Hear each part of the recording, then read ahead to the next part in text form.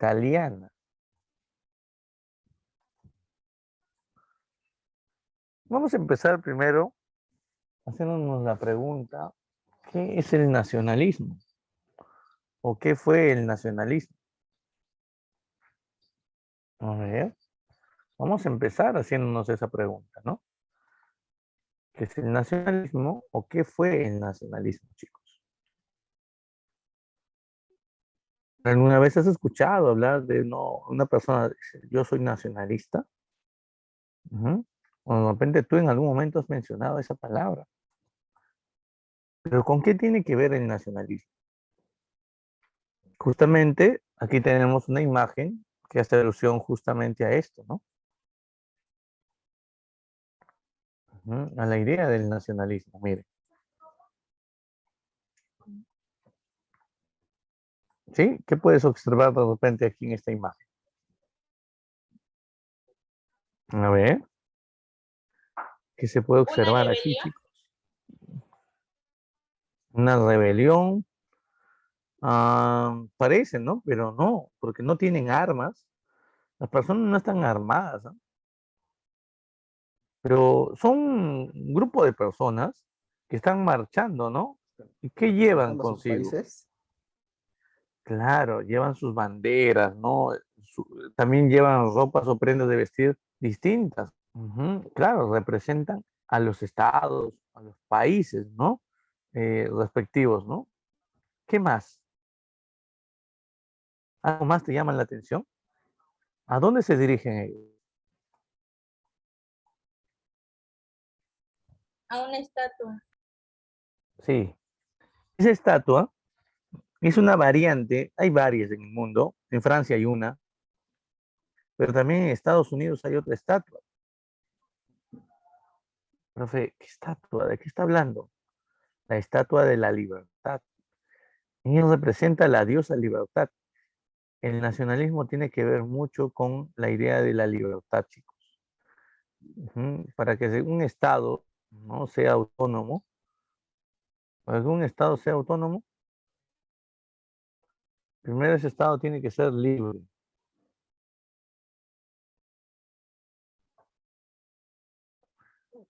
Y miren, el cielo está obviamente decorado con la imagen de quién, de Dios, los ángeles.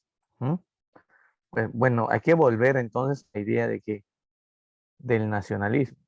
El nacionalismo es una ideología que surge ¿en qué siglo? ¿Se acuerdan? ¿En qué siglo estamos? Eso es muy importante. El nacionalismo surge en este siglo, en el siglo XIX. ¿Qué años son? Siglo XIX, ¿qué años son aproximadamente, chicos? Volvemos a la pregunta de primero, ¿no? De segundo. A ver. Siglo XIX empieza ¿en qué año? En el año 1801 y termina ¿en qué año? En el año 1900. Ojo, ojo, mira, ahí nos damos cuenta. ¿Sí? Se va a crear en el año de 1801 y va a durar hasta 1900. Entonces, es una ideología de la edad contemporánea que defiende el derecho de que cada nación tenga un propio gobierno, o sea, tenga su propia autodeterminación política. Es decir, a tomar libremente sus decisiones, sin intervención extranjera. Y ojo con esto, ¿ah? A tomar libremente sus decisiones sin intervención extranjera. ¿Eso qué significa? A que los estados, a que las naciones no deben ser dominadas, no deben ser oprimidas, que cada nación debe ser libre. Por eso justamente la imagen del nacionalismo está relacionada a la diosa de la libertad. Es que los pueblos no pueden ser dominados por otros. Y eso es una base importante del nacionalismo, chicos. Ahora, el nacionalismo también resalta este término, que es importante conocerlo el día de hoy, nación. ¿Qué cosa es nación, chicos? ¿A qué se refiere esta palabra, nación? Por ejemplo, en nuestro país, en el Perú, ¿Quiénes conforman la nación peruana? A ver, a ver, a ver. La ¿Quiénes Constitución. con la Constitución conforman la nación peruana? No, pero todas las personas que forman parte de la nación tienen que respetar la Constitución. Claro que sí, eso sí. La nación es un conjunto de personas, chicos. Pero solamente un conjunto de personas. O sea, todos los que viven en el Agustino, por ejemplo, formarán parte de una nación. Profe, todos los que viven en el Perú. Ah, bueno, vamos a ver. No todos los que viven en el Perú forman parte de la nación peruana. ¿Por qué, profe? Porque para poder formar parte de una nación tienes que tener elementos en común con las otras personas. ¿Y cuáles son esos elementos en común? Ejemplo, el idioma. Todos debemos hablar el mismo idioma, la misma lengua, para decir que somos parte de una misma nación. ¿Qué más? Aparte del idioma, ¿qué más debemos tener en común nosotros con otras personas que conforman o forman parte de la misma nación que la nuestra? Aparte del idioma, chicos. ¿Pueden ser costumbres, tú crees? ¿Sí o no? Claro, es costumbres también. Veamos esto, aquí está, miren. ¿Qué es la nación? Es una gran pregunta, ¿no? Puede venir esto en el examen. Decimos que la nación se entiende como una comunidad, o sea, un conjunto de personas que están unidas por diversos vínculos. Ejemplo, la lengua o el idioma, ujú, la raza, la cultura. ¿Qué significa la cultura? La forma de pensar, el origen también, la historia. ¿Qué significa? Que los miembros de una nación tienen un pasado en común. Profe, la religión también, sí. La religión es un vínculo que une a las personas de una misma nación. E incluso también, chicos, las costumbres. Ojo, incluso también aquí están las costumbres. ¿M? Señálame una costumbre peruana, a ver. Una costumbre peruana que identifique la nación peruana. Bueno,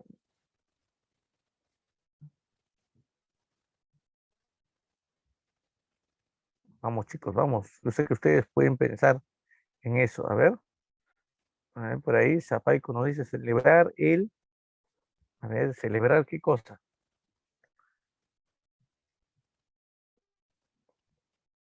Algo que nos termine vinculando a nosotros como nación. Por ejemplo, te ayudo, celebrar fiestas patrias el 28 de julio, pues. Claro, otra costumbre, ¿cuál sería? A ver, una costumbre, chicos, que indique de nuestro país.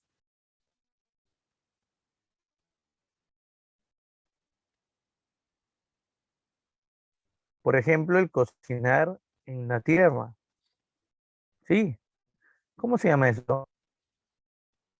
Cocinar en la tierra, chicos. Eso se llama pachamanca, pues. Claro, ¿no? El consumo de la pachamanca, por ejemplo, o el realizar la pachamanca, es una costumbre que identifica a nuestra nación. Claro. Ujú. Ahora, por ejemplo, también podemos hablar de algunas características del nacionalismo, chicos. Ujú. Por ejemplo, en primer lugar, podemos decir que el nacionalismo surge con la Revolución Francesa. Además, el nacionalismo surge gracias a la expansión del imperio napoleónico durante los siglos, sobre todo siglo XIX. Sí, durante el siglo XIX, con la Revolución Francesa y con el imperio napoleónico, va difundiéndose estas ideas.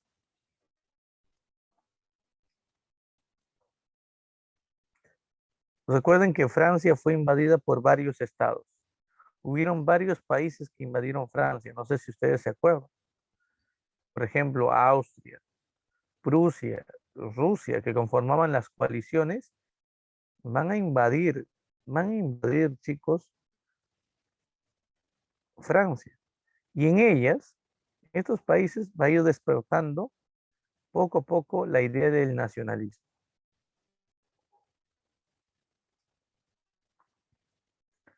Ahora, si por ahí te preguntan qué clase social promovió la ideología del nacionalismo, qué clase social buscó impulsar esta ideología, tu respuesta es la burguesía. Fueron los burgueses quienes impulsaron, chicos, el nacionalismo. Sí, los burgueses, ¿ah? Y la pregunta es, ¿por qué? ¿Por qué la burguesía fue la que promovió el nacionalismo, la difusión de esta ideología? ¿Qué buscaban, no, los burgueses difundiendo el nacionalismo?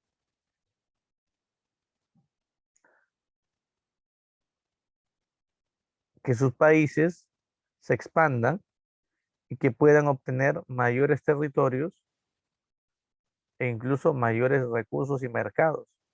Eso era un objetivo que ellos querían. El otro objetivo que quería la burguesía es alcanzar el poder político. Es decir, si la burguesía promueve el nacionalismo, la burguesía puede asumir el gobierno en su respectivo país. Entonces es importante tener en cuenta esto. Si por ahí te preguntan, ¿el nacionalismo es una ideología burguesa? Entonces, ¿qué debemos responder nosotros? ¿Sí o no? Claro, Sí. claro que sí, es una ideología burguesa, porque ha sido promovido por qué clase social, por la burguesía. Ahí está. Muy bien. Ahora, ¿con qué otras ideologías está relacionado el nacionalismo? Si aquí en la imagen vemos a la diosa Libertad, ¿no? Podemos decir entonces que el nacionalismo está relacionado ¿a qué? Al liberalismo. Claro,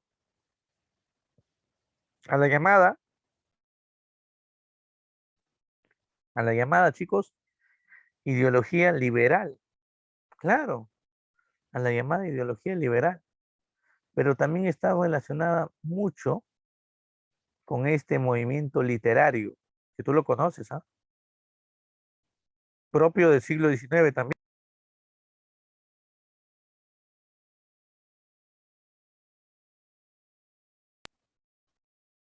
el romanticismo, chicos. Sí, está muy relacionada con el romanticismo. Profe, con el romanticismo. Sí, muchachos, con el romanticismo. ¿M? Ahora, una de las cosas que debemos tener en cuenta aquí, una de las cosas que debemos tener en cuenta es lo siguiente. Miren, por ahí nos pueden preguntar cuáles son los tipos de nacionalismo. Por eso nos pueden preguntar. ¿Hay tipos de nacionalismo? Sí. Existe el llamado nacionalismo unificador o centrípeto. Existe el nacionalismo centrífugo o separatista. ¿Cuál es la diferencia entre ambos nacionalismos? El primer tipo de nacionalismo, chicos, busca que toda la nación, que toda una nación se integre en un solo estado. Que toda una nación conforme un solo país. Y justamente ese es el nacionalismo que vamos a ver el día de hoy. Vamos a ver nosotros, y la siguiente semana también, hoy, la siguiente semana, vamos a ver cómo eh, la nación en dos lugares de Europa, las distintas personas que formaban parte de un territorio, decidieron que unirse y crear un solo Estado. Eso es un nacionalismo unificador o centrípeto. Pero también existe un nacionalismo centrífugo o separatista. ¿Cuándo? Cuando las personas dentro de un país ujú, busquen independizarse, busquen crear un nuevo imperio o un nuevo Estado. ¿Ya? ¿Por qué? Porque ellos no se sienten identificados con quienes los gobiernan. Ujú. Ese tipo de nacionalismo se llama nacionalismo centrífugo o separatista. Vamos a hablar también de este nacionalismo, pero no este año. ¿O sí? Sí, a fines de este año, claro que sí. a fines de este año. Cuando hablemos, por ejemplo, de la desintegración de la Unión Soviética, o cuando hablemos, por ejemplo, de la llamada desintegración de Yugoslavia. Ahí vamos a hablar de esto. ¿Ya? Muy bien, chicos, sigamos avanzando. Miren aquí.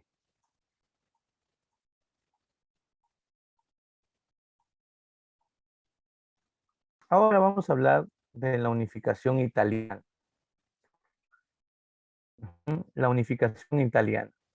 Y el mismo nombre, unificación, nos muestra de qué tipo de nacionalismo vamos a hablar, ¿verdad? A ver, chicos, ¿de qué tipo de nacionalismo vamos a hablar? ¿De un nacionalismo centrífugo o centrípeto? A ver,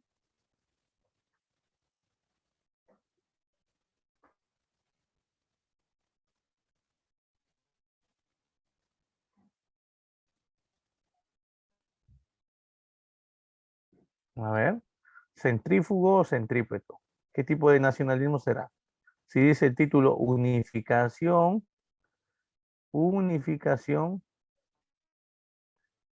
italiana.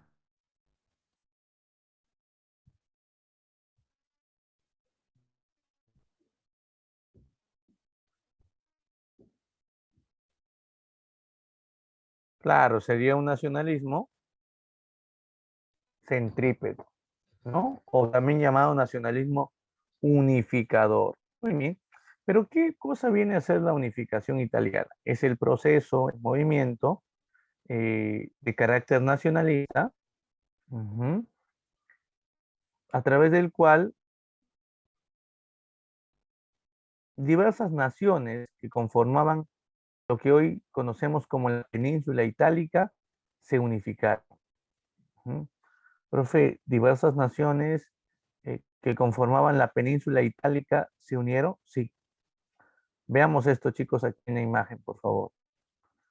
Esto era el territorio de Italia antes de su unificación. Quiero que entiendan esto, por favor. Presten atención. Ujú. Miren, ¿cómo se llama esta península que tiene forma de bota? Eso lo hemos conocido, no sé, en primer año, en segundo año. Ujú. A ver, ¿cómo se llama esta península que tiene forma de bota? Península Itálica. Exacto, muy bien, excelente. Se llama península itálica. Lo que actualmente llamamos Italia, el país de Italia está aquí ubicado. Pero aquí hay un dato muy importante. Quiero que observes y me digas cuántos reinos conformaban Italia. A ver, veamos esto. ¿Cuántos reinos conformaban Italia en ese tiempo? Veamos, vamos a contar, ¿ya? Está por colores aquí, ¿ya? Está por colores. Y eso es nomás, de repente, lo que nos va a ayudar a nosotros. Tenemos, por ejemplo, aquí de color crema, miren, de color crema, el reino de Piamonte y Cerdeña. Así se le llama. ¿Ya? ¿Qué más? El reino de, miren, amarillo, Lombardía. El reino de, el condado de Parma, el condado de Modena, el condado de Toscana. Ahí está. Ujú. ¿Hasta ahí cuántos vamos, chicos? A ver. Lombardía, Cerdeña y Piamonte 2, Parma 3, Modena 4, Toscana 5. Y miren esto, de color morado, los estados pontificios 6. Espera un ratito, ¿estados pontificios? ¿Quién gobierna los estados pontificios? ¿Ah? A ver, chicos, estados La Iglesia. pontificios. Exacto, esto está bajo control de la iglesia. Son los territorios que tenía la iglesia aquí en la zona de Italia, las tierras dominadas por la iglesia. Y en el sur, miren, aquí está el reino de las dos Sicilias, que abarca el sur de la península itálica y además esta islita que está por aquí, la isla de Sicilia. el reino de las dos Sicilias, no te olvides. Entonces nos damos cuenta que Italia, a inicios del siglo XIX no existe. ¿Cuándo van a ser el país de Italia? ¿Cuándo va a aparecer por primera vez Italia en el mapa, chicos? Italia por primera vez aparece en este año, 1861. Recién para 1861, Italia va a aparecer como un país unificado. Ojo con esto, recién en este año, Italia sería un país totalmente unificado. Ahora, un dato que también debemos tener en cuenta, chicos, viene a ser esto, miren. Veamos los antecedentes. Hay que conocer cuáles son los antecedentes a la unificación italiana. Uno de estos antecedentes, muchachos, sin lugar a dudas, fue el Congreso de Viena. No sé si ustedes se acuerdan de esto. De esto hemos hablado nosotros la primera semana de clases, pero también hemos hablado del Congreso de Viena el último año, el año pasado, al terminar. Ese Congreso de Viena, no me acuerdo. Cuando Napoleón Bonaparte fue vencido, cuando Napoleón fue derrotado, chicos, los países que fueron enemigos de Napoleón, estoy hablando de Inglaterra, Austria, Prusia, Rusia, por ejemplo, Bélgica incluso, se reunieron en una serie de asambleas llamadas el Congreso de Viena. ¿Y ahí qué hicieron? Reformaron el mapa de Europa. Le quitaron a Francia los territorios que Napoleón había conquistado. Todos los territorios que Napoleón había conquistado fueron, para Francia, fueron devueltos a sus respectivos dueños. Francia se volvió el mismo país de antes, con los límites anteriores a la revolución, un país pequeño. Pero ¿qué pasó con la zona de Italia? Italia quedó dividida en ¿cuántos reinos? Hemos dicho, ¿cuántos reinos hemos contado? ¿Ah? ¿Cuántos reinos había en la península itálica? 7 en total, ¿no? O sea, fue en el Congreso de Viena que estos países que se reunieron, estas grandes potencias europeas, dividieron la península itálica en 7 reinos. Fue en ese momento que ocurre esto.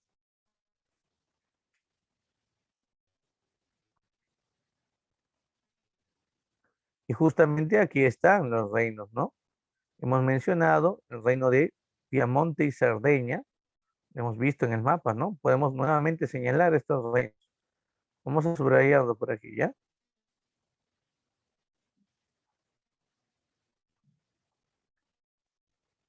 Ahí está, mira. Ese es el reino de Cerdeña y de Piamonte. Ahora, en el reino de Cerdeña y Piamonte hay ciudades muy importantes que van destacando. Por ejemplo, ¿qué ciudades destacan aquí? La ciudad de Saboya. Vamos a pintarlo de color, a ver. Vamos a pintarlo de color verde. Saboya es esta zona, chicos. Aquí, Saboya. Y la otra zona, ¿cómo se llama? Niza. Sí, tanto Saboya como Niza, aquí creo que se ve con este color, ¿no? Tanto Saboya como Niza, chicos, son territorios que pertenecían al reino de Cerdeña y Piamonte. Ahora también está el reino de las dos Sicilias. Seguimos subrayando. Este es el reino de las dos Sicilias. Y a eso le vamos a sumar el condado de Parma. Aquí está. El condado de Modena y de Toscana. Ahí está.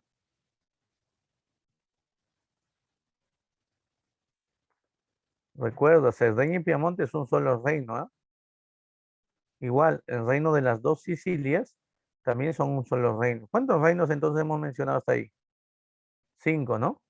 Más los estados pontificios, que son los territorios del Papa, los territorios de la Iglesia, 6. Y a esto le vamos a sumar el reino de Lombardía. ¿Cuál es, profe? Esta zona de aquí en el norte de Italia, miren, de color amarillo. En total son 7 reinos. En el reino de Lombardía, destaca dos ciudades importantes. La ciudad de Mileto, la ciudad de Milán y la ciudad de Venecia. Lo que comúnmente se le llamaba también como el famoso Veneto. Sí, como el famoso Veneto. ¿Sabes? Toda la zona de Lombardía estaba dominado por este imperio, el imperio austrohúngaro. Y no solamente Lombardía, el reino de Parma también era dominado por él. El reino de Modena también era dominado por este personaje.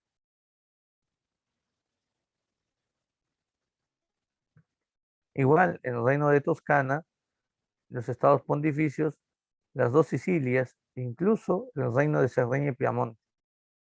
O sea, toda Italia, prácticamente los 7 reinos de Italia eran dominados, controlados por el imperio de Austria, que después se va a unir a Hungría y van a formar el imperio austrohúngaro, chicos. Hemos dicho entonces que el nacionalismo tiene que ver con la idea de que los pueblos que comparten un mismo idioma, las mismas costumbres, las mismas, incluso las mismas tradiciones, tienen que estar ¿qué? Unidos, formar un Estado unificado e independizarse, chicos. E independizarse. Eso hay que tenerlo en cuenta. Tenían que independizarse.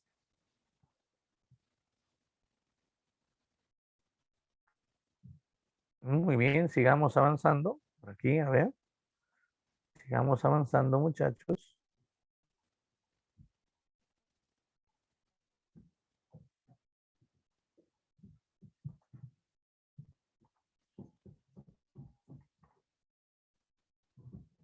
Veamos ahora, veamos ahora algunos antecedentes más. Por ejemplo, con el paso del tiempo, en Italia va surgiendo un movimiento político llamado los Carbonarios. Sí, surge con el paso del tiempo el movimiento de los Carbonarios, chicos. Ya, espero que no se te vaya a olvidar esto. Entonces, movimiento de los Carbonarios, sí. El movimiento de los Carbonarios, chicos, se va a crear en 1820. Ellos, en Sicilia, ya sabes dónde está Sicilia, el sur, ¿no? Establecieron una constitución. Con el paso del tiempo, lo mismo que hicieron los Carbonarios en Sicilia, lo hicieron en Piamonte, otro grupo de jóvenes. Y en 1830 también fundaron una constitución ahí.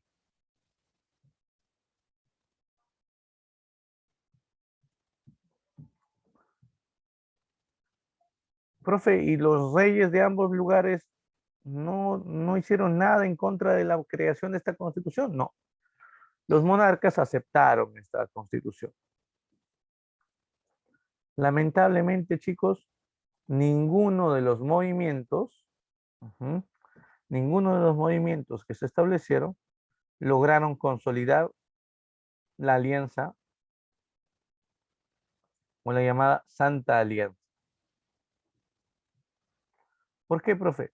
Porque la llamada Santa Alianza, no sé si ustedes se acuerdan de esto, chicos, la Santa Alianza se había creado en tiempos de Napoleón para evitar que otra revolución francesa o movimientos muy parecidos a los que Napoleón organizó en contra del absolutismo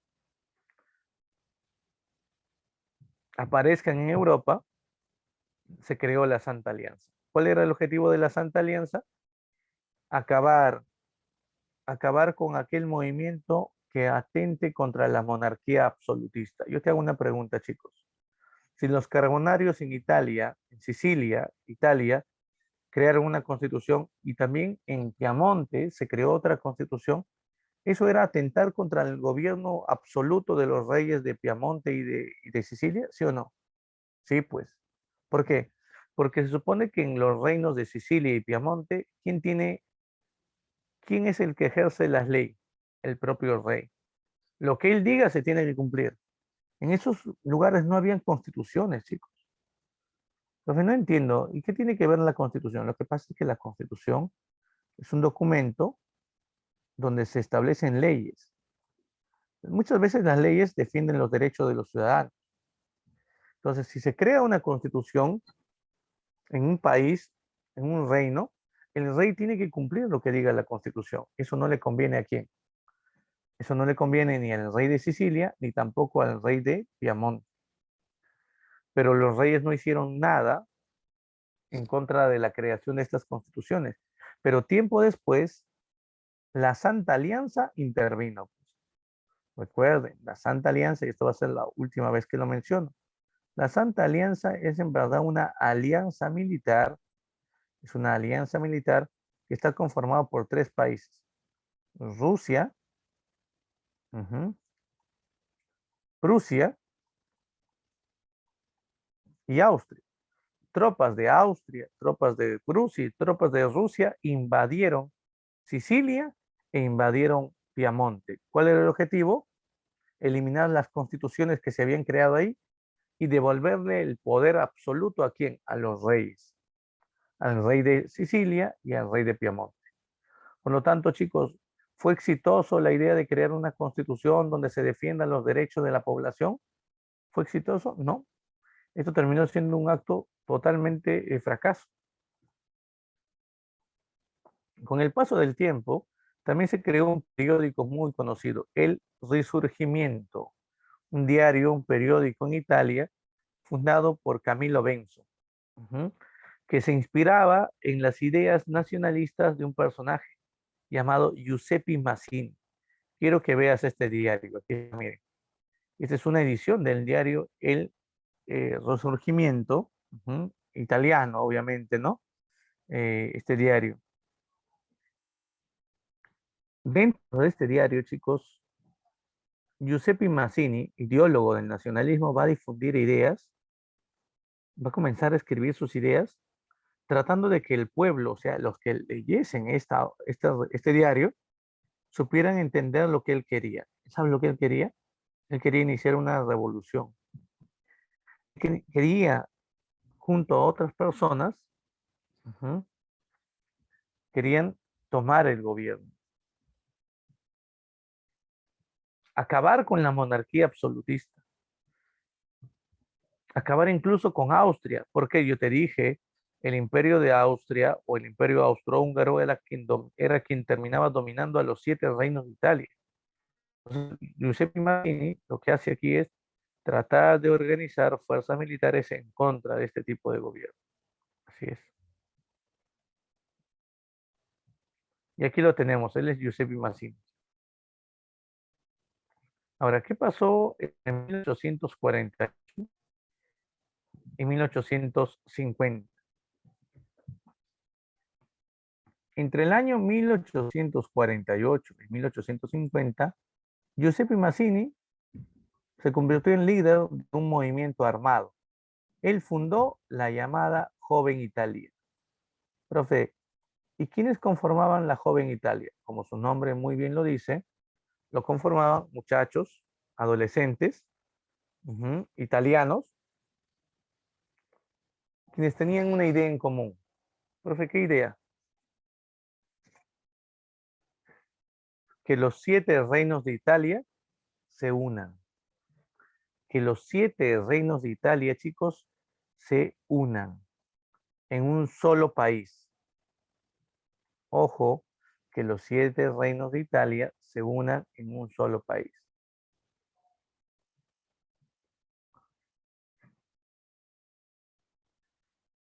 Y para eso se fueron armando, se fueron preparando militarmente. Imagínate, había muchachos de 14, de 15, de 16, de 17 años. ¿Cuántos años tienen ustedes? A ver. Ustedes deben tener 13, ¿no? Todavía no llegan a los 14. Profe, 13 era el primer año de la pandemia, profe. Cuando yo estaba en primero ya tenía 11, 12. Allá, ¿verdad? ¿No? Ya deben tener 15. Muy bien, Celana tiene 15 por ahí. Algunos deben tener también 14. Imagínate, muchachos de su edad, muy bien, por ahí Ceballos tiene 15, por ejemplo. Mira, muchachos de su edad, chicos, ya formaban parte de este movimiento llamado la Joven Italia. Y ahí Giuseppe Mazzini les enseñó a utilizar armas, fusiles, revólveres, imagínate. Bueno, estos jóvenes se armaban con un objetivo, independizarse, obtener la libertad, liberarse del dominio de Austria, liberarse del dominio de Austria, chicos, generar una rebelión o una insurrección y acabar con la monarquía. Ellos no querían la monarquía, chicos. Ellos no querían que en Italia exista una monarquía.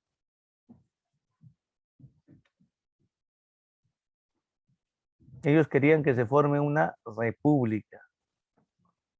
Lamentablemente, si bien es cierto, se fundó una república, la república solo duró de marzo a junio del 49.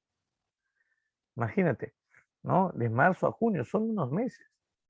Por eso podemos decir entonces que Giuseppe Mazzini y los muchachos que integraban la llamada Joven Italia fracasaron en su objetivo. La pregunta es, ¿por qué fracasaron? Porque no tuvieron apoyo del pueblo. La mayoría de la población de Italia no apoyó este movimiento. Sí, la mayoría de la población de Italia nunca terminó apoyando este movimiento.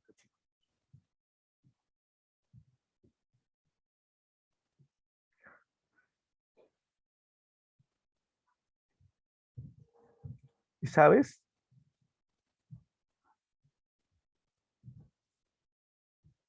Al final las tropas de Austria invadieron Italia y acabaron con la joven Italia, derrotaron al pequeño ejército que Giuseppe Mazzini había fundado.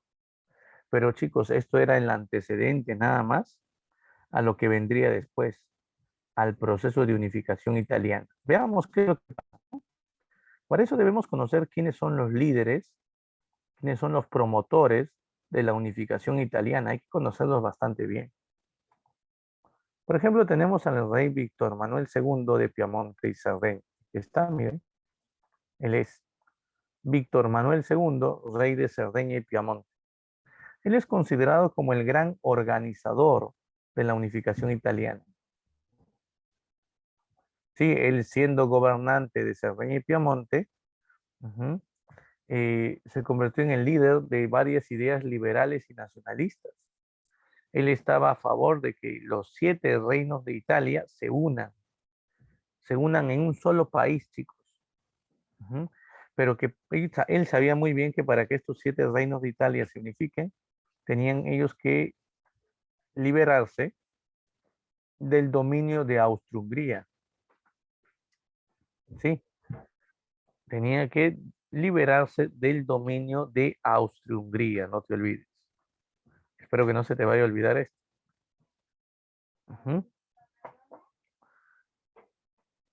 Ya, espero que no se te vaya a olvidar este dato, chicos.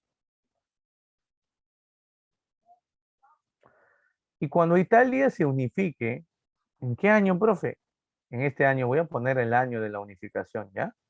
Cuando Italia se unifique en 1861, a Víctor Manuel lo van a nombrar como líder de Italia, o sea, como rey de Italia. Imagínate, él se va a convertir en el rey de Italia después de todo este proceso. Por eso es importante hablar de Víctor Manuel II. Se puede decir que fue el principal líder de la unificación italiana, pero no el único, porque también destaca Camilo Benso. Profe, Camilo Benso, sí, el llamado conde de Cavour, chicos.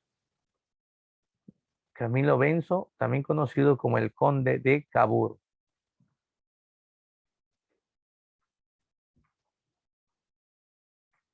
Aquí lo tenemos, miren, él es Camilo Benso, el conde de Cavour.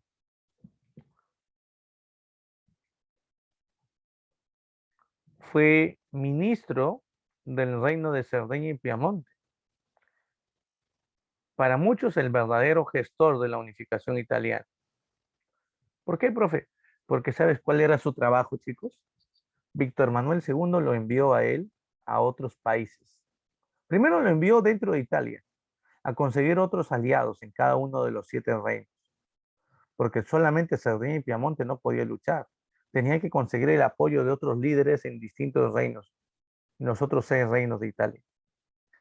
No tuvo mucho logro, fracasó prácticamente en este tipo de idea de formar alianzas al interior de Italia, pero luego Víctor Manuel II lo envía al extranjero, chicos. Profe, ¿para qué? Lo envía al extranjero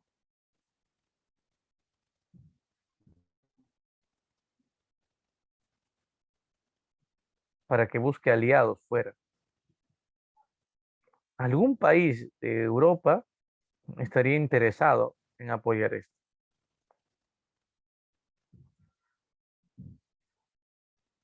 ¿Mm? ¿Qué país de Europa estaría interesado en prestarle apoyo a la unificación italiana? ¿Quién sería eso? Ya vamos a ver cuáles son los aliados en este proceso de unificación. Pero antes tenemos que ver quién es Giuseppe Garibaldi. No te confundas de este Giuseppe Garibaldi con Giuseppe Mazzini. ¿Te acuerdas que hablamos de un tal Giuseppe Mazzini que fundó el movimiento de la joven Italia? Ya, él no es Giuseppe Mazzini, ¿eh? Él es Giuseppe Garibaldi. No te olvides, ahí está en una imagen en blanco y negro.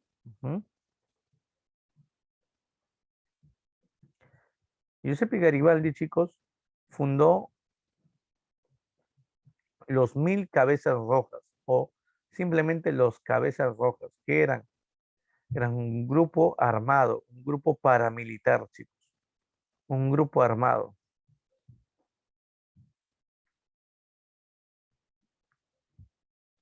Su objetivo era expulsar a los franceses que habían invadido la ciudad de Roma. También expulsar de Roma al Papa. Miren, su objetivo era expulsar al Papa, expulsar a los franceses. Ese era su objetivo. Y Giuseppe Garibaldi quería 2 territorios a cambio de todo esto. Nápoles y Sicilia. Entonces ahí está la participación de Giuseppe Garibaldi. A ver, chicos, para que me entiendan más o menos esta parte, vamos a diferenciarlos.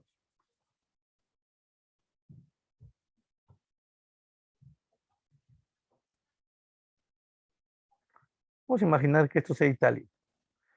Garibaldi tenía mucho poder, tenía mucha presencia aquí, en el sur.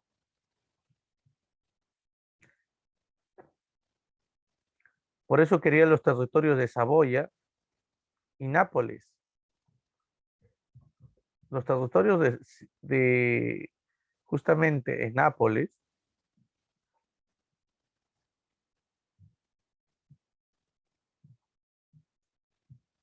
y de Sicilia se encontraban justamente al sur. Este es Sicilia, chicos.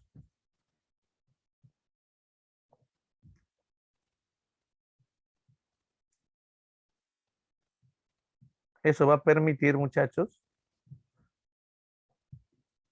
que Garibaldi prácticamente luche en el sur. Mira, si Garibaldi va a luchar en el sur, ¿quién encabezó la lucha en el norte? En el norte de Italia. ¿Te acuerdas? Víctor Manuel II, pues. Él y su ejército lucharían en el norte. Garibaldi lucharía en el sur. Ambos no se conocían. Conforme la lucha de Víctor Manuel II contra las tropas de Austria se llevó a cabo, y conforme Giuseppe Garibaldi fue obteniendo victorias contra las tropas de Francia, poco a poco ambos empezaban a conocerse. Empezaban a escuchar de que había otro líder que también estaba enfrentando a los enemigos y quería unificar Italia, hasta que se reunieron en persona, chicos. Sí, hasta que se reunieron en persona y Garibaldi le dice, Víctor, ¿Cuál es tu objetivo? Una vez que Italia quede unificado, ¿cuál será tu objetivo? Y Víctor Manuel le dijo, lo que más sueño es que Italia se convierta en un solo país, un país unificado. Mi deber será gobernar Italia. Mira, él quería gobernar Italia. Garibaldi le dijo, también tengo ese sueño. Italia se una y yo quiero gobernar Italia. Hubieron diferencias, ¿ah? Los dos querían ser los líderes de la unificación. Hasta que Garibaldi le dijo a Víctor Manuel, está bien, voy a aceptar que tú dirijas todo este movimiento y que te corones como rey de Italia unificada. Solo porque veo que compartimos los mismos ideales y tú no quieres tener el gobierno para ser un tirano. Así que te voy a apoyar. Garibaldi se une con sus camisas rojas, así se llama el ejército que él tiene, a Víctor Manuel II en la lucha por la unificación de Italia. Mientras tanto, Camilo Benso, a quien lo vemos en la parte inferior, viajaba por otros países de Europa para tratar de conseguir aliados a la unificación. La pregunta es, según tu punto de vista, ¿se consiguieron los aliados que necesitaban? A ver.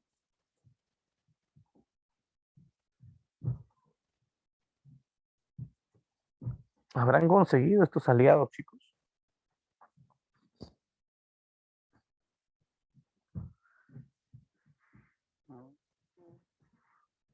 No, o sí. Pero ahí me dicen no, ahí me dicen no. Sí, me dicen por aquí. Bueno, la respuesta es sí, chicos. Habían aliados importantes aquí, como también opositores. Si por ahí te preguntan quiénes eran los enemigos, los opositores a la unificación, ¿cuál sería tu respuesta? ¿Quiénes eran los opositores, chicos? Por ejemplo, uno de los que se opusieron fuertemente a la unificación de Italia fue Austria. Yo te dije que desde el Congreso de Viena se había dividido la península itálica en 7 reinos y que estos 7 reinos estaban dominados por Austria.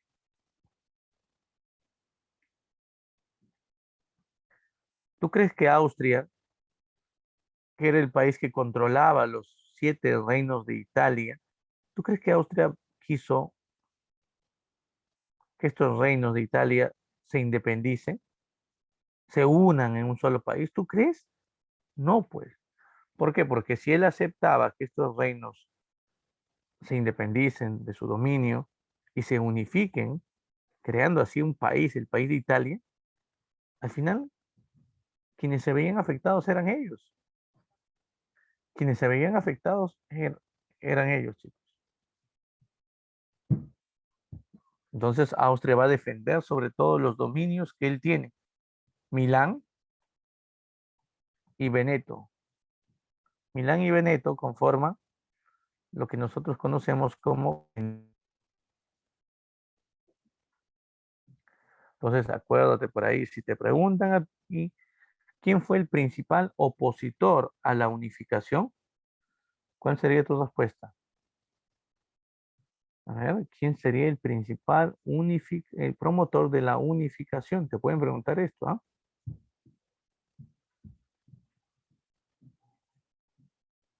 La respuesta es Austria. ¿Por qué? Porque Austria no quería perder los dominios que tenía, los territorios que tenía a cargo. Otro opositor era el papado. El papado, sí. ¿Quién dirige el papado, chicos? A ver, el papado significa el gobierno de quién? Del papa. ¿Por qué el papa no aceptaría la unificación de Italia? A ver, ¿alguna idea? Piensen, piensen. ¿Por qué el papa no estaría de acuerdo con que Italia se unifique? A ver, a ver, a ver, a ver, a ver. Vamos, chicos, vamos, vamos. Ideas, ideas. ¿Por qué cree que el papa estaba en contra de la unificación?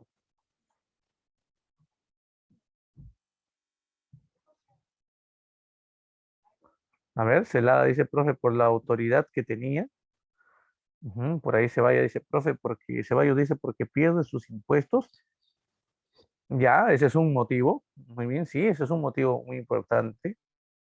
¿Cómo se llama el impuesto que cobra la iglesia a todos los fieles católicos? Y es equivalente al 10% de lo que gana, de lo que cada persona recibe como ingresos Diezmo. económicos.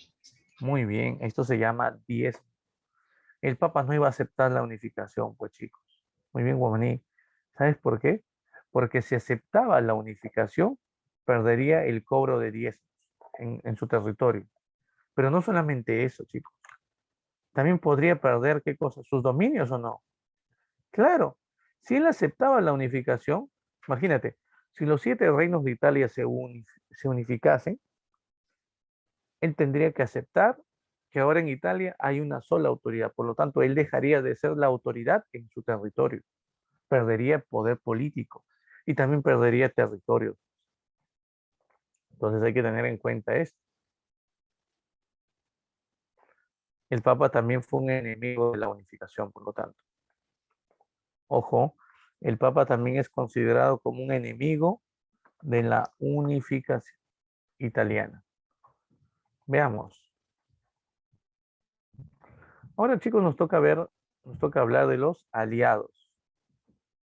Sí, ahora nos toca hablar de los aliados.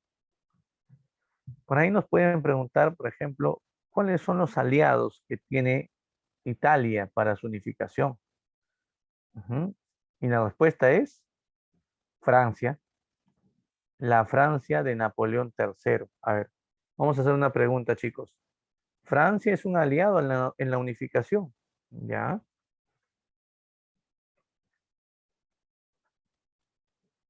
¿Quién consiguió el apoyo de Francia? Primera pregunta. Porque yo te dije que había un personaje que tenía como objetivo buscar el apoyo de otros estados, no dentro de Italia, de otros reinos, pero también su deber era conseguir aliados en el extranjero. ¿De quién estoy hablando?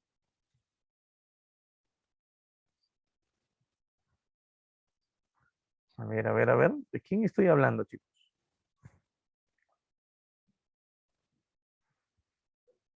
Eran solo 3 líderes de la unificación. Uno de ellos iba a encargar de buscar buscar los aliados. Ujú.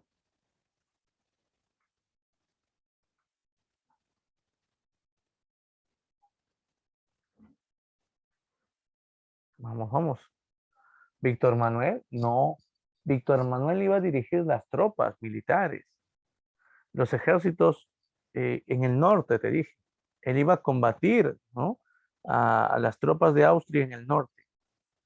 No, no es él. A ver, ¿de quién estamos hablando, chicos? Si no es Víctor Manuel, entonces, ¿quién era el encargado de buscar los apoyos, ¿no? Los aliados que necesitaba, obviamente, eh, los reinos de Italia para la unificación?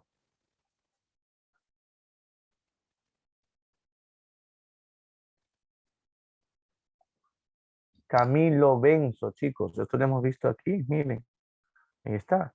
Yo te dije, vamos a subrayar, miren, ahí está. Eh, Fue el encargado de obtener el apoyo de gobernantes locales y generar alianzas internacionales para derrotar al ejército de quién? De Austria. Claro, la respuesta es Camilo Benzo.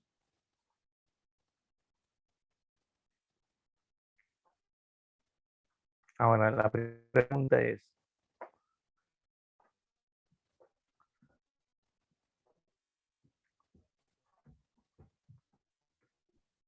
si se va a tratar de conseguir el apoyo de Francia, ¿quién gobernaba Francia durante este tiempo? Aquí también está, ¿no? Francia era gobernado por quién? Por Napoleón III, chicos. Sí, Francia fue gobernada por Napoleón III.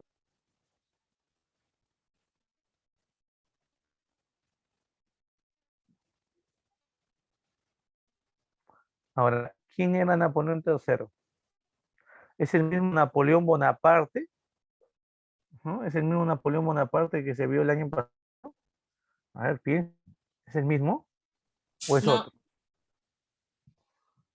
No, no es el mismo, pues. Pero había alguna relación de parentesco entre Napoleón Bonaparte y Napoleón III, chicos. ¿Había alguna relación o no? ¿No eran familia? ¿Eran familia o no eran familia? Por ahí Ceballos nos dice, profe, sí. Y la respuesta es sí. Este Napoleón III, en verdad se llama Luis Bonaparte, solo que se cambió de nombre y se hizo llamar Napoleón III. Pero ¿sabes quién era? El sobrino de Napoleón Bonaparte, su sobrino.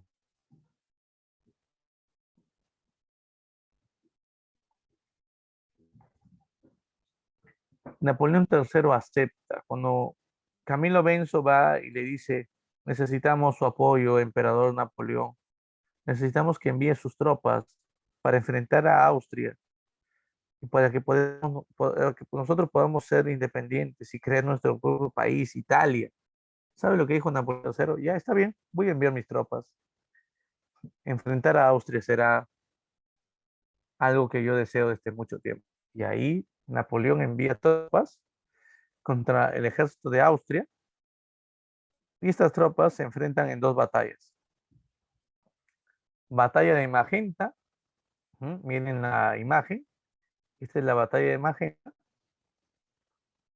y también la batalla de Solferino. Quiero que veas primero la imagen que está relacionada a la batalla de Magenta.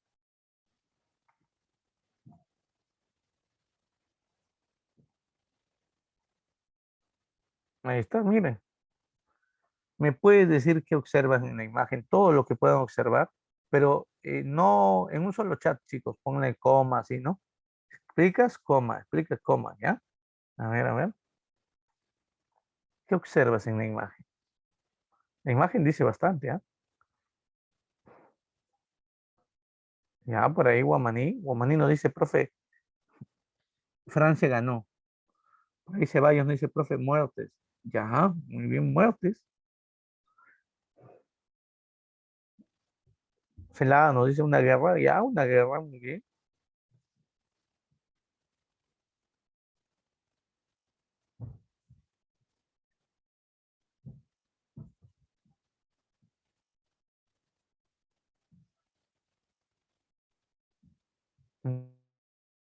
Nada. ¿No pueden ver algo, chicos? Quiero que observes este individuo que está aquí. Me digas quién es, ¿ah? ¿Quién es? Aquí. ¿Qué se representa ahí? Es una mujer. ¿Y qué tiene en manos? Sus brazos. A ver, aquí. Se está arrodillando porque ha perdido, como consecuencia de este conflicto, ha perdido a su hijo. Su hijo ha muerto. Lo tiene en brazos. Es importante este personaje femenino, ¿no? Y también este otro personaje femenino, miren. Una mujer que se acerca al cadáver de su esposo que ya se ha muerto en el suelo. Y no solamente esto, en el centro, portando la, portando,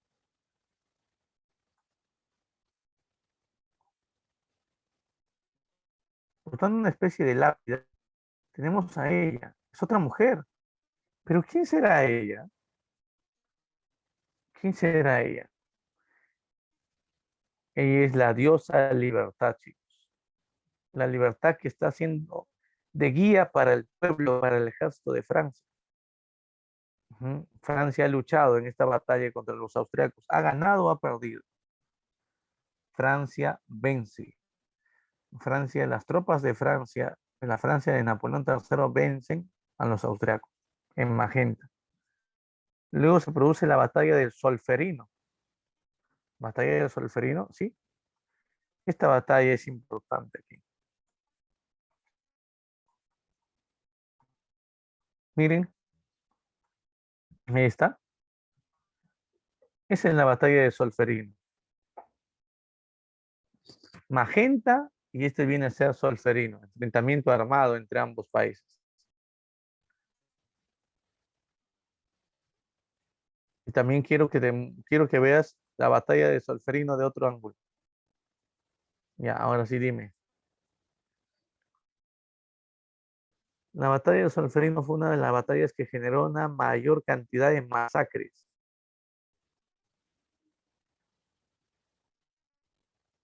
Aquí hubo una gran cantidad de muertes, chicos, pero no solamente muertes, sino también este conflicto dejó una gran cantidad de heridos. ¿Eso lo puedes observar o no en la imagen? A ver, ¿tú qué dices? ¿Sí o no? A ver, ¿sí o no? ¿Se observa o no? Sí, a ver, chicos, ¿quién se da cuenta de un elemento muy importante que se observa en esta imagen? A ver, colócalo, observa, te doy un minuto para que lo pienses. Un minuto, ¿ah? Y lo colocas, por favor, en el chat.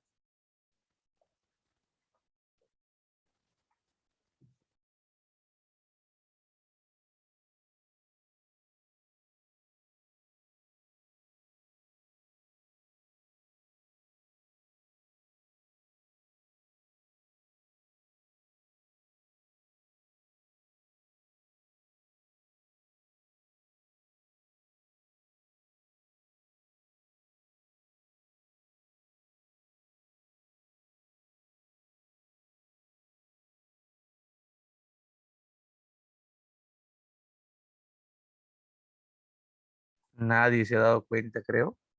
Ya, por ahí Ceballos, ¿no? Algo, está cerca Ceballos. Ceballos, para que más o menos tengan una idea, Ceballos dice, están recogiendo los cadáveres y heridos. Ya, está bien, pero ¿quiénes lo están haciendo? ¿Quiénes? Hay algo que nace aquí, chicos. Hay algo que nace en esta batalla, tras esta batalla, como consecuencia de los daños, ¿no? De las víctimas que genera esta batalla. Hay algo, una institución que nace, una institución a nivel mundial. ¿Quiénes son estos hombres ujú, que están realizando todo esto? Muy bien, López, ahí está, excelente. Muy bien, López se ha dado cuenta, ¿no? Guamaní por ahí está cerca, sí, sí, son esos, pero tiene un nombre ese grupo, esta institución. Ya pues chicos, no creo, ¿ah? Ujú. Ya, mira, cuando al Chavo del Ocho, ¿no? En un capítulo lo fingieron atropellar, ¿verdad? Él fingió atropellado, ¿te acuerdas con Kiko? Los miembros de la vecindad, ¿a quién iban a llamar? Tenemos que llamar a quién. Ahí dice, ¿ah? Es una institución mundial, en todas partes del mundo se le conoce. No se pasen, chicos. Voy a dibujar para qué símbolo, ¿ya? Es que no vean la imagen.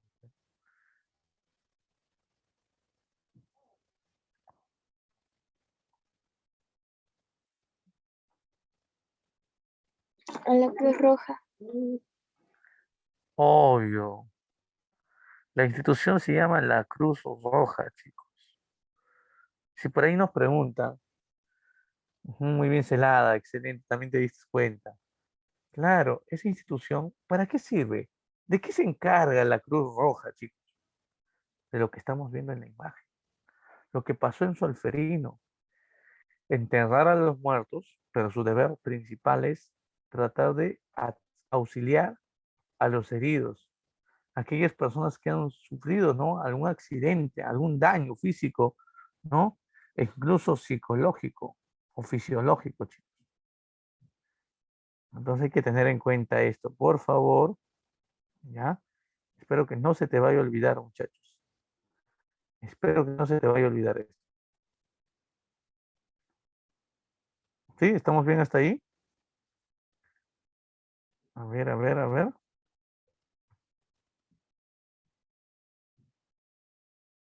¿Sí? Muy bien. Entonces yo te voy a preguntar, ¿qué institución se creó tras la batalla del Solferino? ¿No? ¿Qué institución mundial? La Cruz Roja, ¿no? No tiene nacionalidad. Si bien es cierto, surgió en esta batalla en Italia, Luego, los miembros de la Cruz Roja fueron voluntarios a nivel mundial y hasta el día de hoy son. Si tú eres enfermero, por ejemplo, puedes participar, ¿no? Voluntariamente de la Cruz Roja. ¿Mm? Así es. Muy bien. Ujú. Profe, ¿pagan bien? No, bueno, el pago es muy poco, ¿es cierto? Porque como te digo, es un trabajo más que nada voluntario, ¿no? Así es. Pero bueno, ya, sigamos avanzando, chicos. Han vencido entonces Napoleón y su ejército francés apoyando a Víctor Manuel II, han vencido a Austria, el enemigo número uno de la unificación, el país que se terminaba prácticamente, el país que se terminaba, chicos, prácticamente eh, oponiendo a toda la unificación de Italia. ¿Y sabes lo que pasó? Como han vencido, se logró formar en algunas provincias, en algunos lugares, como por ejemplo en Parma, en Modena y en Toscana, que eran condados de Italia, se formaron movimientos de jóvenes voluntarios influenciados por el nacionalismo que decían, es cierto, las personas que viven en Parma, en Modena y en Toscana tienen también un pasado histórico en común, al igual que los de Cerdeña y Piamonte.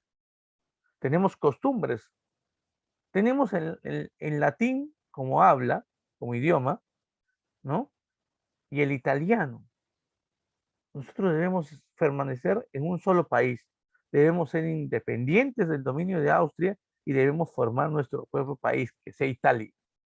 Y ahí van haciendo la propuesta, ¿no? Del nombre para este país que ellos quieren crear.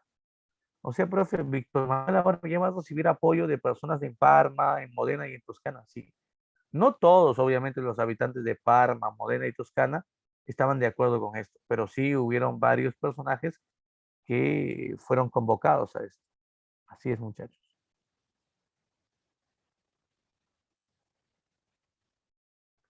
Entonces hay que tener en cuenta esto, ¿no? Hay que tener en cuenta este punto. Bueno, por otro lado, también es importante, chicos, señalando que si bien es cierto, habían líderes en cada uno de estos reinos que estaban a favor de la independencia y de la unificación, poco a poco, cada uno de los líderes, por ejemplo, los príncipes, los nobles, ¿no? La burguesía de Parma, de Modena y de Toscana, estos líderes que aparecieron, poco a poco se dieron cuenta de que en verdad ellos no deberían ser los líderes de estos movimientos, sino que el verdadero líder debería ser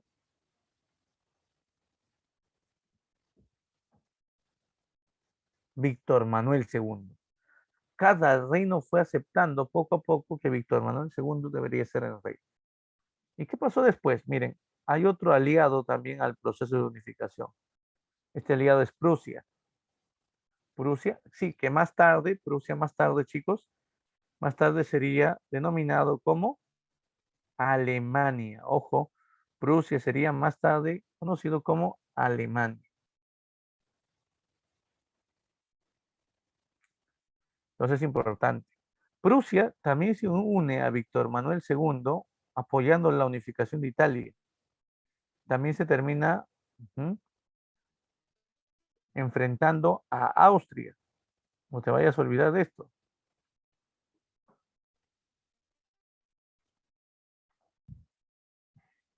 Sí, lo que pasa, chicos, aquí es que hay que entender lo siguiente. En el año de 1866 hubo un enfrentamiento entre Austria y Prusia. Los dos países se unificaron, se enfrentaron. Y Camilo Benso, que era el ministro de Cerdeña y Piemonte, decidió unirse a Prusia. O sea, se alió a Prusia frente a Austria. Ojo, eso es importantísimo, tenemos que tenerlo en cuenta.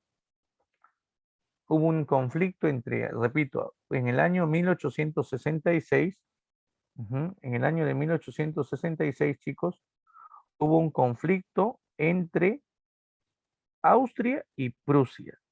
Sí, hubo conflicto entre Austria y Prusia. ¿Ya? Hay que tener en cuenta esto. ¿Mm?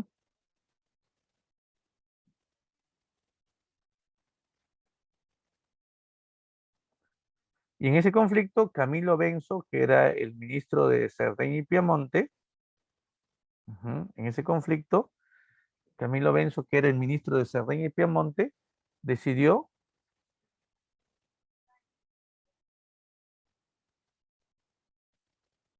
unirse a Prusia. Le dijo al gobierno de Prusia, le dijo: "Mira, te voy a ayudar para enfrentarte a Austria. Ujú. Voy a ser tu aliado, toda Italia va a estar contigo.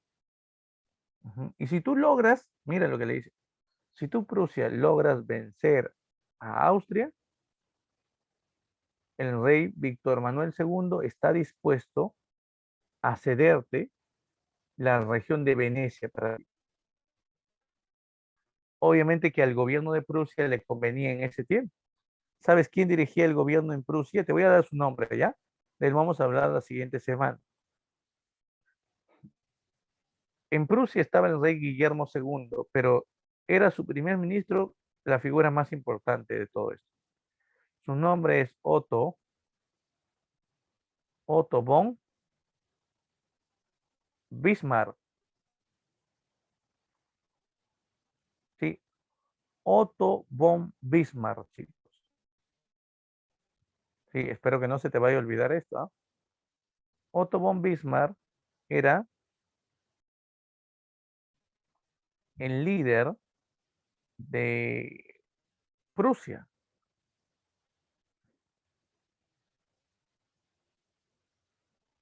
Y Bismarck acepta, ¿no? Ya está bien, Camilo Benso, voy a vencer a Austria para que cuando Austria esté debilitado, ustedes aprovechan los italianos y se independicen. Pero con una condición, me van a entregar Venecia. Y Camilo Benso, que era el ministro de Relaciones Exteriores de Cerdeña y Piemonte, dice: está bien, te vamos a ceder Venecia. Y ese fue el pacto. Ese fue el acuerdo que se dio entre ambos. Entre Prusia y, bueno, Camilo Benso, representante, ¿no?, del gobierno italiano. Ahora veamos qué pasa al final. Veamos cómo termina esto, muchachos. A ver, miren, después de que Prusia venza a Austria, los italianos se logran totalmente independizar de Austria y forman el país de Italia. Sí, forman el país de Italia, Italia unificada, no te vayas a olvidar. Sí, Italia totalmente unificada. Ahora, un dato que también debemos tener en cuenta, un dato que también debemos tener en cuenta, chicos,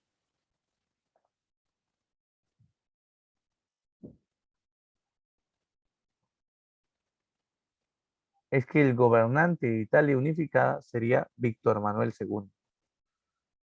Ya no sería solamente el rey de Cerdeña y Piamonte, sino que ahora se convertiría,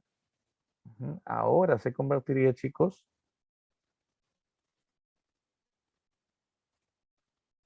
en el gobernante de toda Italia. ¿Cuál sería la capital ahora de Italia? Roma, la antigua capital del Imperio Romano, sería la capital del país de Italia. Hasta el día de hoy es así, ¿verdad, chicos?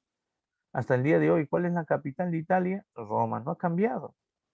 ¿Por qué eligieron a Roma? Porque antiguamente en este territorio que tiene forma de una bota, existió una sociedad llamada la Sociedad Romana, que tenía como ciudad capital a Roma. Ahí está. Ese es el sentido. Pero sabes, chicos, solamente 6 de los 7 reinos se unificó. Hubo un reino que no aceptó la unificación italiana. Por ahí yo sé que te van a preguntar, yo sé que te van a preguntar a ti, ¿cuál fue? Ujú, yo sé que te van a preguntar a ti, ¿cuál fue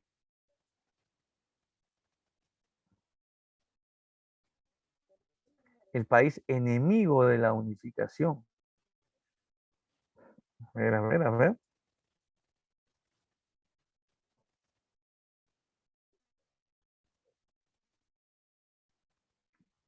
Dime, ¿qué país fue enemigo de la unificación? Austria, ¿verdad?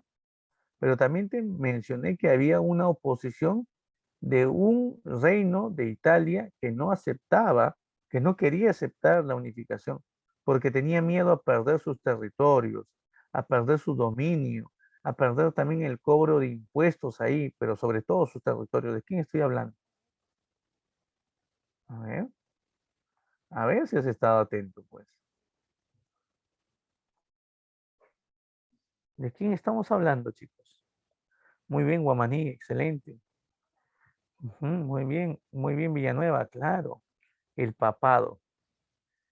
El Papa no aceptaba la unificación, por más que se habían vencido los austríacos, el Papa dijo, yo no voy a aceptar a Víctor Manuel como el rey, yo no quiero que los estados pontificios que yo gobierno le pertenezcan a él, yo quiero seguir gobernando los estados pontificios, así que yo no me voy a unir.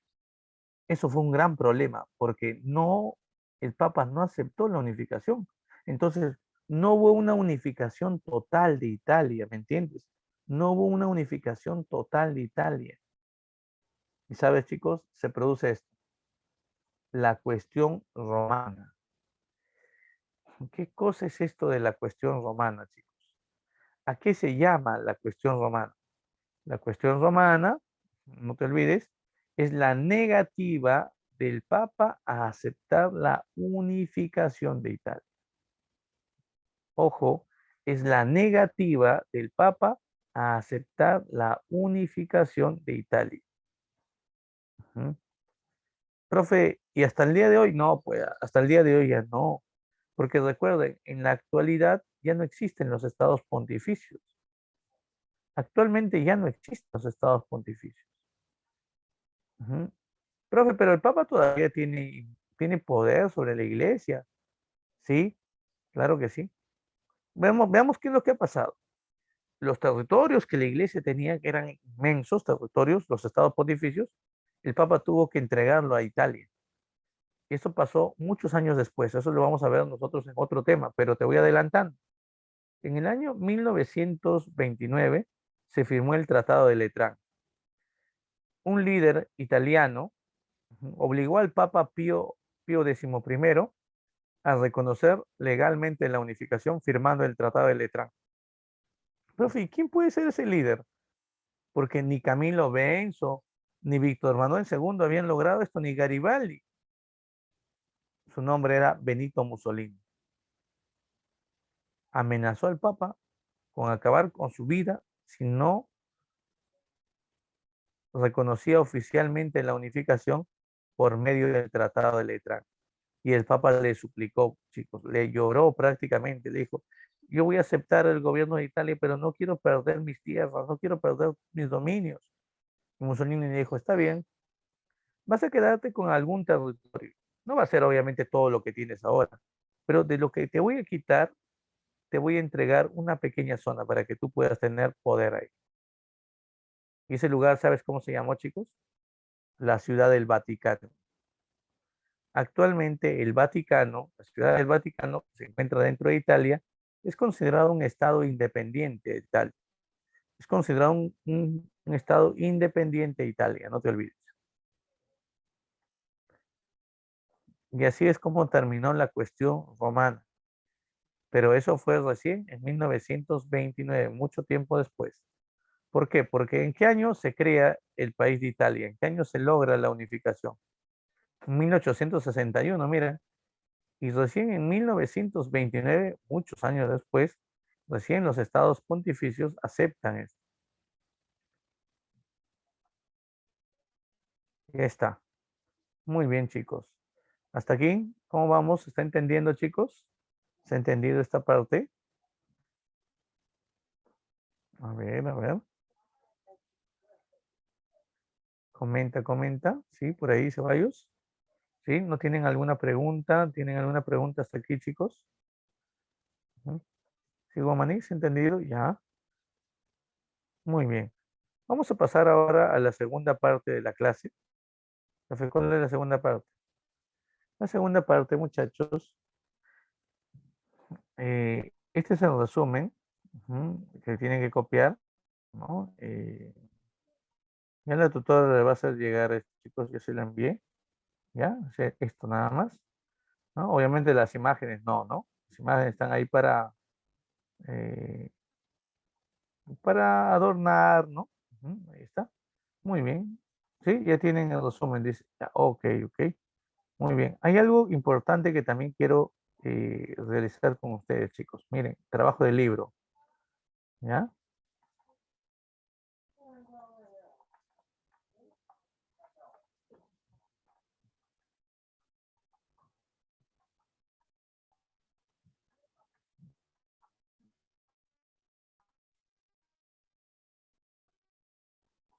Muy bien, empecemos entonces por aquí. Necesito su apoyo, ¿ah? Trabajen enviando sus respuestas, chicos. Y vamos marcando el libro. En cualquier momento te voy a decir, a ver, muéstrame tu libro. Quiero ver que esté marcado. Ujú. Así que empecemos, muchachos. Ujú. Saquemos el libro a la 1, a las 2 y a las 3. Ujú. Ya está. Muy bien. Pregunta 1. El Congreso de Viena de 1815 frustró su unificación dejándola dividida en 7 estados.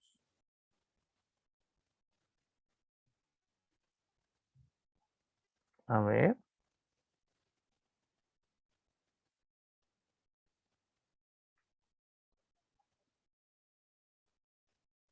Ujú.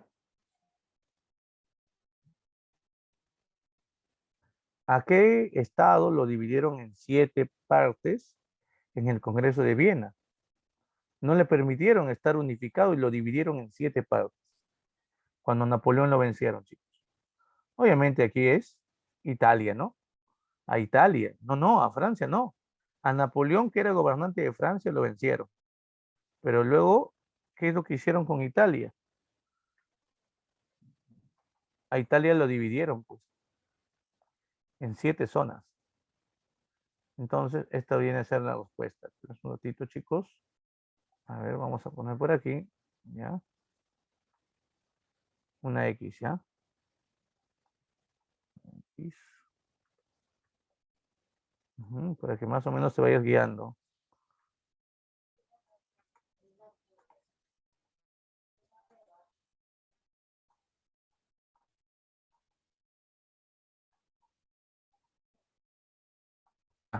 Listo. Muy bien. 2. Son líderes que promovieron la unificación italiana, excepto, a ver, ¿quiénes? ¿Quiénes van a promover la unificación italiana? ¿Ver? Giuseppe Mazzini, sí. Víctor Manuel II, también. Giuseppe Garibaldi, también, ¿no? ¿Quién dirigió la joven Italia, chicos? ¿Quién? La joven Italia, a ver, ¿quién dirigió esto? La joven Italia, la joven Italia.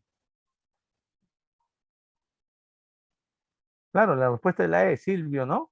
Muy bien, ya. Ya, él es la respuesta, pero ¿quién dirigió de los 4 anteriores la joven Italia? Dímelo, dímelo.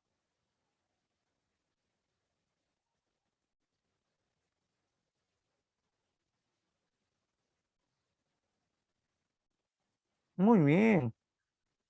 Giuseppe Mazzini, muy bien, Rivera. ¿Quién dirigió a los camisas rojas?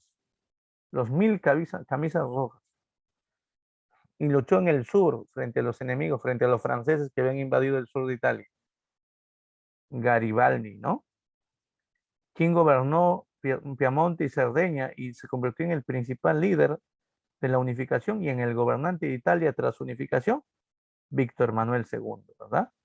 Y Camilo Benso fue quien viajó a otros países de Europa a buscar apoyo, ¿no? Para este proceso. Muy bien, 3.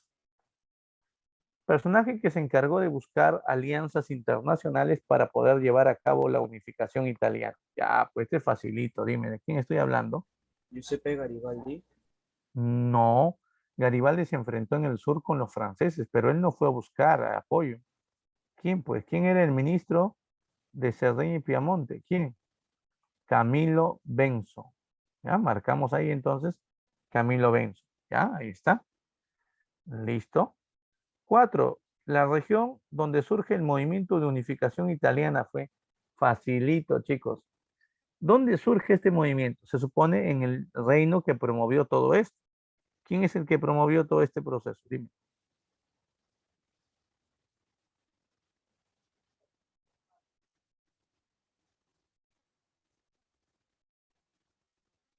Claro. ¿Venecia? No, Venecia no. Aquí la respuesta es Piamonte. Piamonte, chicos. Piamonte es el... Víctor Manuel es rey de Cerdeña y Piamonte. Camilo Benso es ministro del reino de Cerdeña y Piamonte. Ese reino es el que promovió la unificación. La respuesta sería la 4, la D. Muy bien, ahí está. Venecia, recuerda, es el territorio que le tuvieron que entregar. Cerdeña y Piamonte le entregó este reino a Prusia a cambio de que Prusia enfrente a Austria y lo vence. Ya está. 5. Principal estado europeo opositor a la unificación italiana. Ya está, eso sí es facilito, ¿ah? No puedes fallar, ¿no? Austria, muy bien Villanueva, muy bien por ahí Celada, muy bien.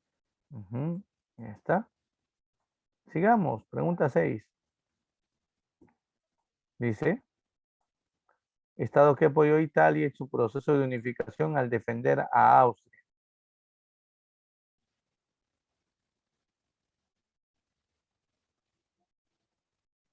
A ver, Estado que apoyó a Italia en su proceso de unificación al enfrentar a Austria. ¿Quién es? Francia, ¿no? Y el otro era Prusia, pero no está Prusia, profe, entonces marcamos que Francia, pues. Ahí está. Ujú. La 6, la B. Muy bien. 7. Prusia respalda militarmente la unificación italiana con el objetivo de... ¿Cuál fue el objetivo?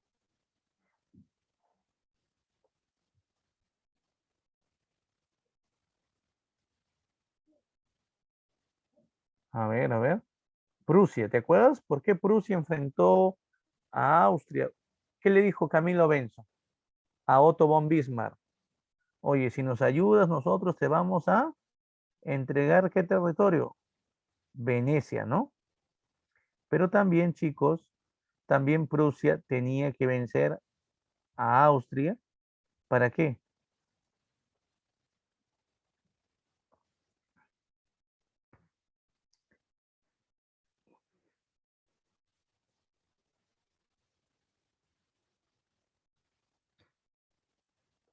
Para debilitar a Austria, que era su contrincante en el liderazgo de Alemania. Sí. Ujú.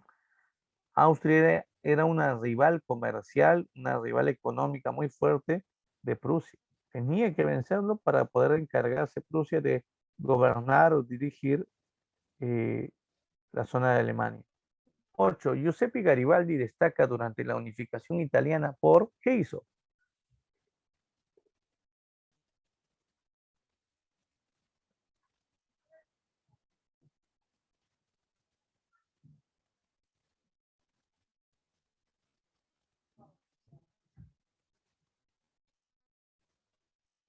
¿Se dedica a la lucha contra el agresor austriaco? No, eso es más bien Víctor Manuel II. Defenestar a Víctor Manuel II, o sea, rechazarlo, no, lo acepta como líder. C. Organizar el pueblo italiano contra la presencia francesa en el sur. Sí, esa es la respuesta. Esa es la respuesta, chicos. Creación del ejército burgués de las camisas rojas. ¿Crea las camisas rojas? Sí, crea las camisas rojas, pero no es un ejército burgués, eso no puede ser. 9. Movimiento encabezado por Garibaldi. Ojo, mira, movimiento encabezado por Garibaldi en la unificación italiana fue denominado, a ver, ¿cómo se llamó a ese proceso?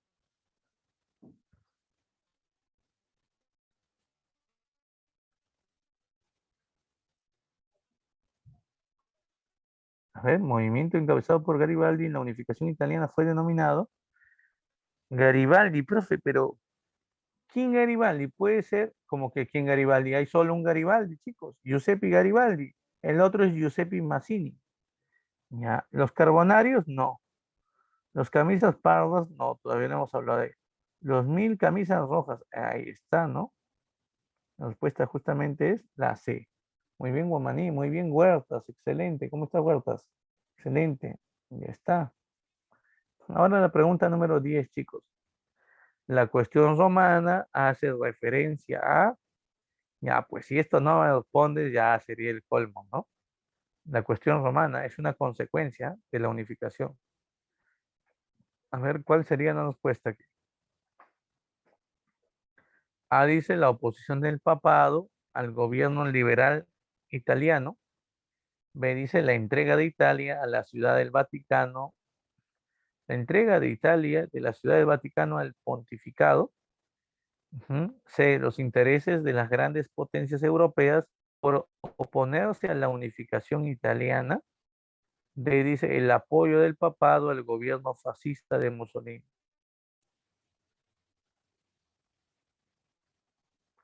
Y la E dice el incremento del poder feudal de la nobleza producto de la unificación italiana. A ver, por ahí me dicen la A. La oposición del papado al gobierno liberal italiano.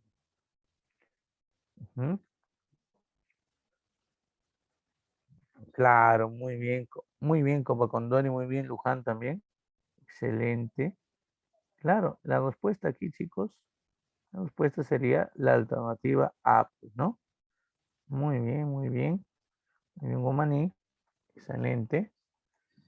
Y es así, chicos, como hemos terminado con las preguntas, ¿no? No sé, a ver, ¿tienen alguna duda, alguna inquietud, chicos? A ver, a ver. Si tienes alguna duda, alguna inquietud, hazlo, por favor. Profesor, ¿nos recomendarían algún libro para leer? O sea, para introducirlo más al tema. Ah, sí, claro. Claro que sí. Voy a colocarlos aquí en el chat, chicos, ¿ya? A ver. Un libro para lo que ustedes van a tocar en el año, ¿no?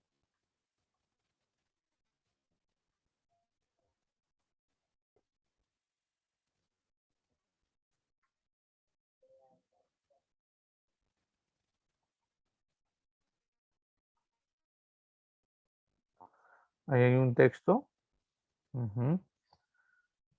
Ese es un texto muy bueno, chicos. Seco y Yauri, Edad Moderna, que es lo que justamente estamos viendo. Y también hay otro que es Edad Contemporánea. Si te consigues Edad Contemporánea, mejor. ¿Ya? La Edad Contemporánea. Ujú. A veces viene junto en un solo tomo, a veces dos. Ahora hay otros libros de la editorial Santillana, ¿no? Se llama Historia Universal. Son libros pequeñitos, o sea, delgaditos, son grandes, tipo tamaño de un cuaderno, pero son delgaditos. Y tiene, por colores está dividida la historia, ¿no? ¿Esto qué color es? El color morado, ¿no? Del libro comprende la edad contemporánea. ¿Ya? Ahí te vas a dar cuenta. Ya, pues si puedes, te consigues estos textos de acá, estos grandotes que salieron con la República, ¿no? Pero es un poquito más caro, ¿no? Porque ahí están divididos por varios tomos, ¿no? Y te va a salir más caro. En cambio, estos son libros más resumidos y más cómodos también para ustedes. Listo. Ahora. Ok, Huertas, muy bien. Miren, por aquí tenemos domiciliaria, chicos. Vayan desarrollándolo, ¿no? Saben que esto se va a pedir, ¿no? Lo van a tener que entregar a la tutora, la fotografía. Así que resuélvanlo, no está difícil. Ujú. De repente el más difícil y que van a investigar un poquito, y esto lo pueden incluso consultar, ¿no? Este, al profesor de literatura, ¿no? Para que más o menos les pueda ayudar un poquito, es este, la 3. Porque aquí en la 3 nos dice, ¿cómo influye el romanticismo en la unificación italiana? Eso no le vas a preguntar obviamente a tu profesor, ¿no? Me va a decir, pero pues la unificación italiana no me corresponde. Tú le vas a preguntar, ¿no? ¿Cómo influye el romanticismo o cómo se relaciona el romanticismo al liberalismo? ¿O cómo se relaciona el romanticismo con el nacionalismo? ¿O qué ideas románticas fueron importantes para la historia? Así. Y de ahí vas a sacar, ¿no? Lo que te diga él, vas a tratar de darle un sentido con lo que hemos visto. Así es. Ya está. Muy bien, chicos. Entonces, eso fue la clase del día de hoy. No se olviden no atrasarse, por favor, con los resúmenes. Cópienlo. Y bueno, ya nos veremos en otra oportunidad, chicos. Muy buen día para ustedes. Que tengan una buena semana. Hasta luego. Hasta la siguiente clase. Chao, Huertos. Nos vemos. Chao, chicos. Nos Cuídense. vemos, profe. Muchas gracias.